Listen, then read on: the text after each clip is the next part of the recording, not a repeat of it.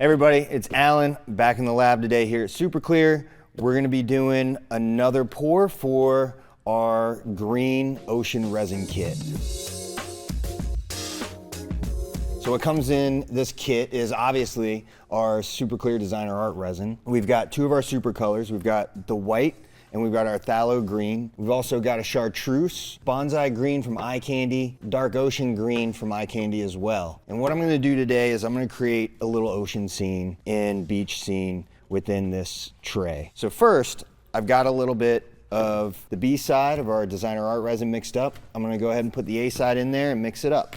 So the ratio for our Designer Art Resin is just like our tabletop in that it's a 1:1. That is by volume. So if you're gonna mix 8 ounces of A, you're gonna need 8 ounces of B, for example.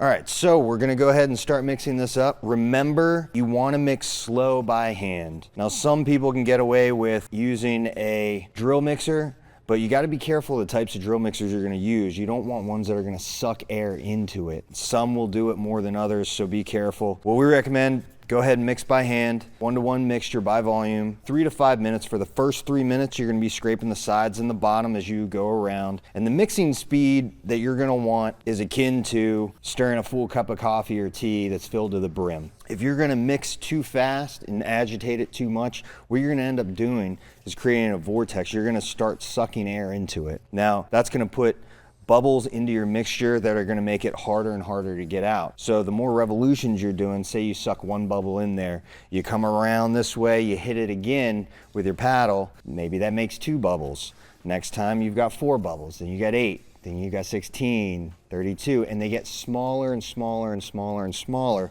And the smaller that they are, the harder it is for them to get out of thick viscosity material. You're never gonna actually work bubbles out with a torch or a heat source like a heat gun. It'll thin the viscosity slightly on the epoxy.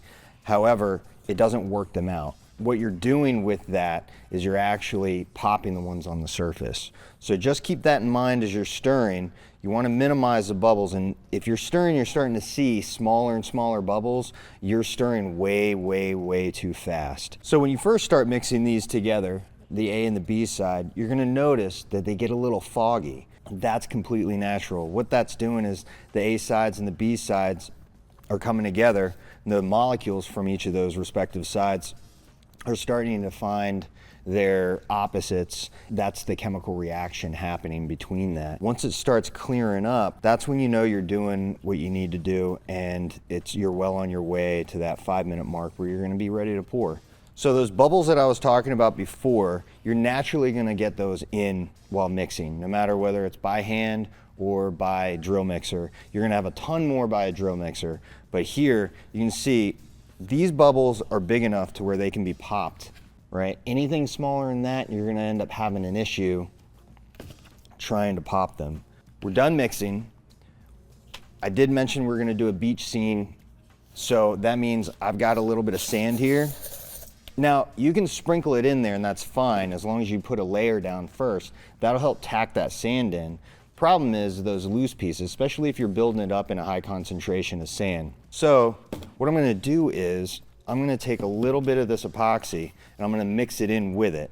This is gonna help bind that together while keeping that sand look, as well as some of the sand comes dusty. So if it's really dusty, this will keep that down and it won't bleed into the rest of your pour. So I've just got a little bit in here. What you're not trying to do is make a slurry.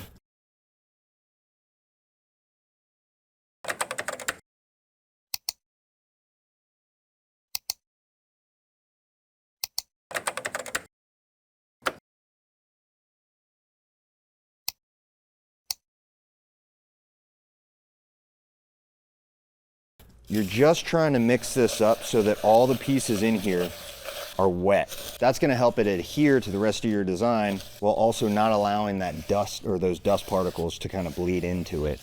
Now what I'm gonna do is I'm gonna split it up. This will be for the chartreuse, this will be for the bonsai green, smallest amount for the white because you don't need it for it. We're gonna do this for the phthalo green.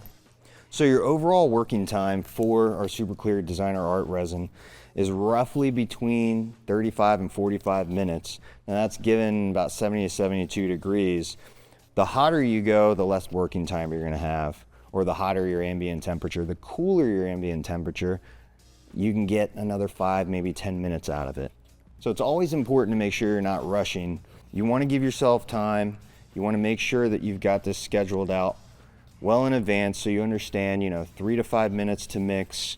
I've got X amount of time to mix each colorant in. Give yourself plenty of time to perfect your design here. This is where all the fun happens. This isn't the fun part. The fun part happens here. So give yourself as much time as you can by getting your process down beforehand so you can have as much fun here perfecting what you're doing. I'm just gonna take this and I'm gonna dump this out, and then I can spread it by hand.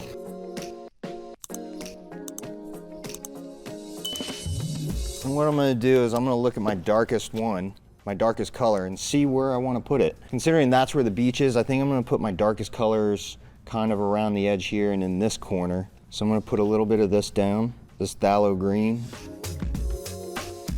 some of this bonsai green.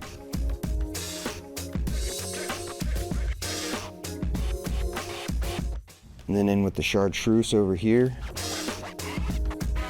I'm gonna reserve a little bit too. So the cool thing about using a tray or doing it in a tray is you get to tilt it and start tilting it around to go ahead and cover some of these areas, melding these colors together.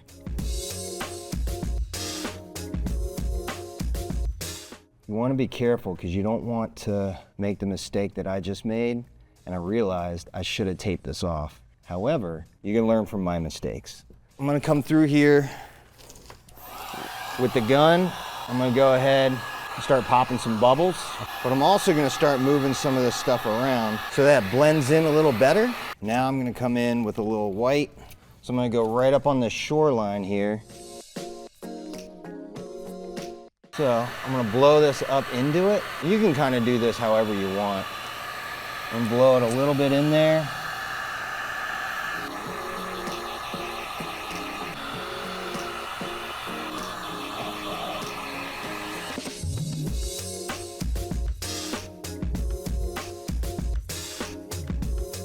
And you can see how this white, our Super Colors white, it really does a good job lacing. I'm gonna put a little bit more up here. So if you're not familiar with lacing, lacing is where it starts to create those like natural separations between the color, and it starts forming these kind of like, they almost look like flat two-dimensional little bubbles.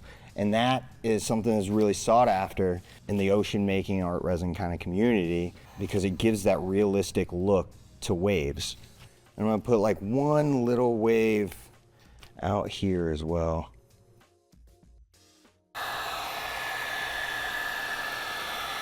So the regular structure of the wave is already here. So all I'm doing is I'm going to kind of define it with a little extra white. And so what I'm doing is I'm scraping up high on the stick and then wiping the back off so that it'll slowly drip down the front of this stick.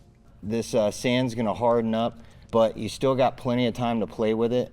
So if you wanna mound it up in certain areas and give it a little bit more of a textured look, then by all means, you got plenty of time. As you can see, I mean, there's tons of time. I mean, I could still play with this for another 10, 15 minutes. This cures in about 24 hours. And at like 70 to 72, 74 degrees, and you're all set to go, and it's all done. I mean, you could go over it with another clear coat of the art resin if you like, or you could just leave it as is. Either way, you got your nice little sandy beach here, you've got subsequent waves coming out, and you've got a nice green color palette here. 24 hours later. Hey everybody, we're back. This is cured up now. This turned out phenomenal. However, I did make a couple of like rookie mistakes.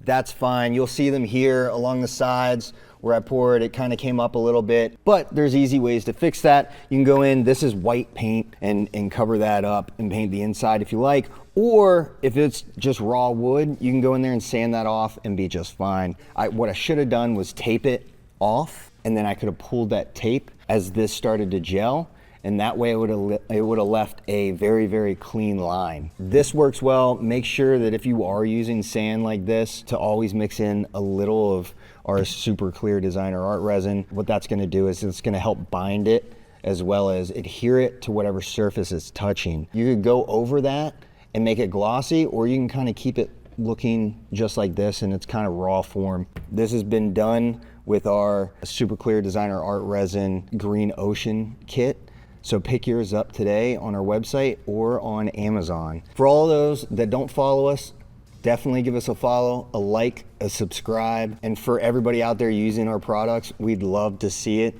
So definitely keep that coming. Make sure to tag us, whether it's in YouTube, Instagram, Facebook, whatever.